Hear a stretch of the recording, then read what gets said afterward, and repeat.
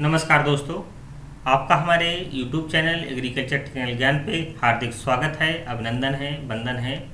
जैसा कि आप लोग देख भी पा रहे होंगे, हमने एक किसान भाई का जो है डाटा यहाँ पर खोल रखा है और उस किसान भाई के जो है पैसा ना आने की समस्या है और उनको जो किस्तें पहुँची हैं वो लगभग जो है 2 ही किस्त पहुँची हैं और तीसरी किस्त जो है उनकी रोक दी गई थी। रोकने का एक कारण था कि उनका कुछ ना कुछ गलत था, खाता गलत था, इसलिए उनकी किस्त जो है रोकी गई थी। तो आज हम उसी के बारे में बात करेंगे। उससे पहले हम लोग थोड़ा सा एक बैक में चलते हैं ई-केवाईसी के बारे में।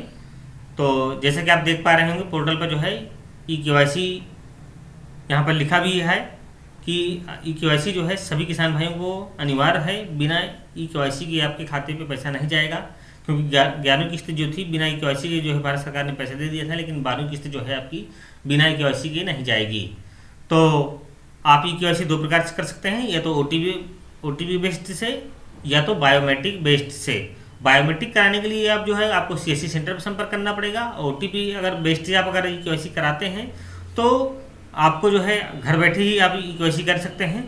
तो जिन किसान भाइयों ने अभी तक जो है ई-केवाईसी नहीं कराई है तो अपनी ई-केवाईसी का जो है कार्य जो है कंप्लीट करा लें, नहीं तो आपकी जो अगली आने वाली किस्तें हैं उन पर रोक लगा दी जाएगी, ना तो वो किस्त आपको मिलेगी और आपको जो है अपात्र मान लिया जाएगा। और अपात्र मानते हुए जो है आपकी नोटिस भी जारी की जा सकती है जो आपकी किस्तें जो पहुँच चुकी हैं पिछली बार। तो इसलिए जो है जिन किसान भाइयों ने अभी तक ई-केवाईसी का कार्य नहीं पूरा कराया है तो वो सीएससी सेंटर पर बायोमेट्रिक तरीके से या खुद से ई-केवाईसी जो है ओटीपी बेस्ड से भी कर सकते हैं। तो चलिए हम लोग बात करेंगे जो है, जिसके पहले हम बात कर रहे थे कि जिन किसान भाइयों का हमारा पैसा नहीं गया है उसके बारे में हम लोग जो है बात करेंगे। और बड़ी दिलचस्प बात यह होती है कि जो किसान भाई सीधे सीधे जो है संपर्क करता है, जो नोडल विभाग है इसका वहाँ संपर्क कर रहा है, लेकिन जो है जो अन्य चीज़ें हैं बैंक से हैं, कमियां हैं, उनको नहीं सुधरा पा रहा है और वो सीधे सीधे जो है नोडल विभाग को यानी कृषि विभाग को जो है ही दोष दे रहा है। तो किसान भाइयों, हम आपको जो भी चीज़ें बता रहे हैं वो एक जानकारी बिल्कुल फैक्ट है, इसलिए जो है हम आपसे जो कह रहे हैं वो उतना काम कराइए। इसके बाद जो है आपका पैसा जो है झक मार के आपके खाते में पैसा जो है जाएगा। तो जैसा कि आप देख भी पा रहे होंगे कि जो है इनका जो आधार स्टेटस है तो वेरीफाइड भी है और एक्टिवेट की बात करें तो एक्टिवेट भी है इनका। पेमेंट मोड की बात करें तो अकाउंट है इनका, जो है अकाउंट नंबर इनका एनए करके दिया है। पीएफएस बैंक का अगर स्टेटस की बात करें तो farmer record has been rejected by PFS bank. अगर यहाँ हम पीएफएस बैंक रीजन की बात करें तो bank currently inactivate merged with another bank पे लगा हुआ है।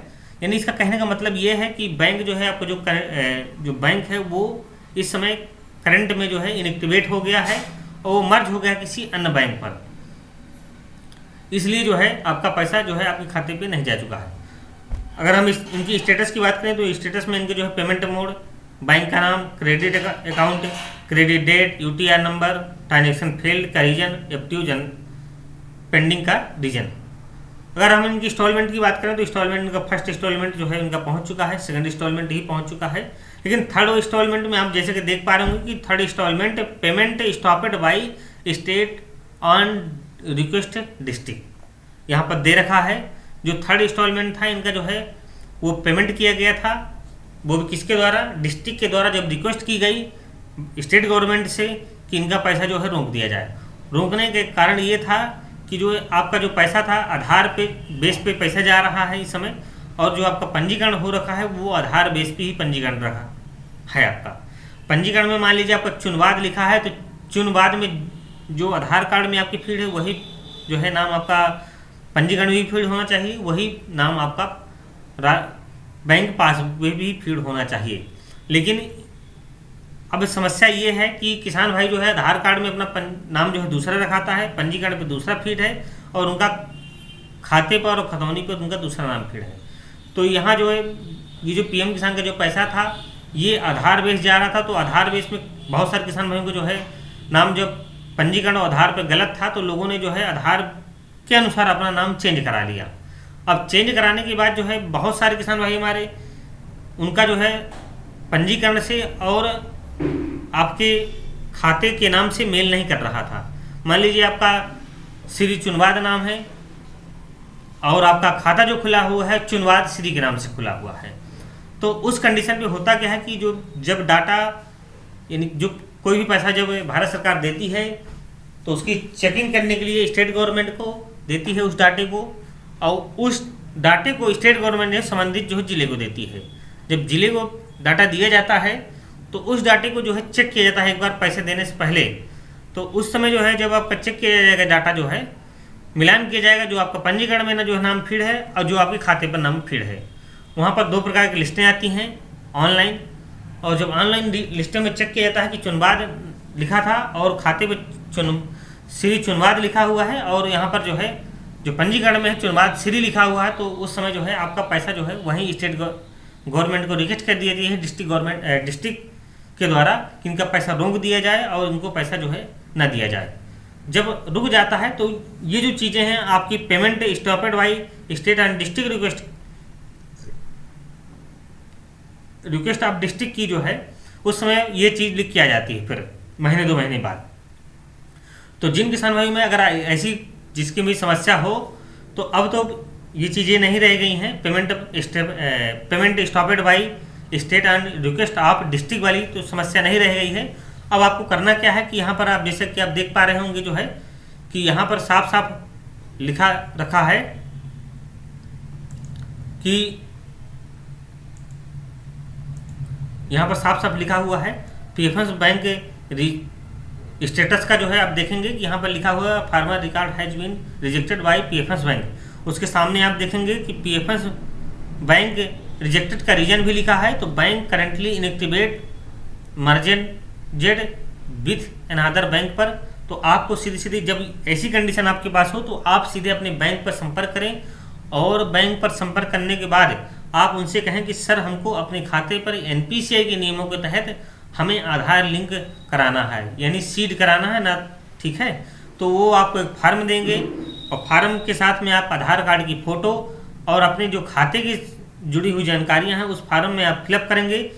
फिलअप करने के बाद जो है आप फिर वापस बैंक मैनेजर साहब के पास जमा करेंगे। जमा करने के बाद जो है उनसे आप रिक्वेस्ट करेंगे कि सर हमारा जो है एनपीसीआई के नियमों के तहत आधार हमारे खाते पर लिंक कर दीजिए।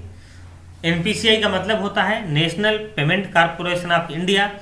तो अब जब हम ये चीज़ बताते हैं तो बहुत सारे किसान भाई हमारे जो हैं कमेंट्स करते हैं कि सर हमने 2 साल पहले जो है अपना एनपीसीआई के नियमों के तहत आधार कार्ड फीड करा लिया है। तो किसान भाई बता दूं कि एनपीसीआई का भी जो है लोगों को मतलब नहीं पता है, इसलिए जो है आप जो आधार फीड करा चुके हैं कि वो सिर्फ आपके खाते पर फीड हुआ है, ना कि जो है एनपीसीआई पे फीड हुआ है। इसलिए आप दोबारा जो है उनसे कहें कि सर हमारा आधार जो है एनपीसीआई के नियमों के तहत ही फीड करें। और जब आपका आधार कार्ड एनपीसीआई के नियमों के तहत फीड हो जाएगा तो जो आपके पैसे आने की जो समस्या आ रही है वो दूर हो जाएगी और आपके खाते पर जब से आपने पंजीकरण कराया है, जैसे इनका रजिस्ट्रेशन डेट अगर हम देखें तो 23/7/2019 का है, तो देखिए बहुत पुराना इनका पंजीकरण है, लगभग 2 साल इनके पंजीकरण को हो गए, तब से इनका पैसा नहीं है। तो जितनी भी इनकी रुकी हुई किस्तें हैं वो सारी किस्तें इनकी जो है इनके खाते पर जो है जब ये करा लेंगे सही जो है अपना, इनके खाते पर सारी किस्तें जो है इनकी पहुंच जाएंगी। इसलिए किसान भाइयों आप भी ऐसा ही कराएं और जब आप करा लेंगे तो आपको योजना का लाभ तुरंत मिलना स्टार्ट हो जाएगा। तुरंत तो नहीं, लेकिन लगभग 4 महीने का टाइम लगेगा।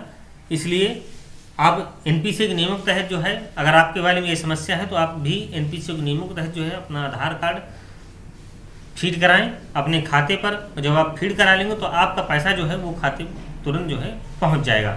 धन्यवाद किसान भाइयों। अगर आपको हमारा वीडियो अच्छा लगे तो हमारे चैनल को लाइक एवं सब्सक्राइब करें। अगर ना अच्छा लगे तो हमारे चैनल को आप डिसलाइक भी कर सकते हैं।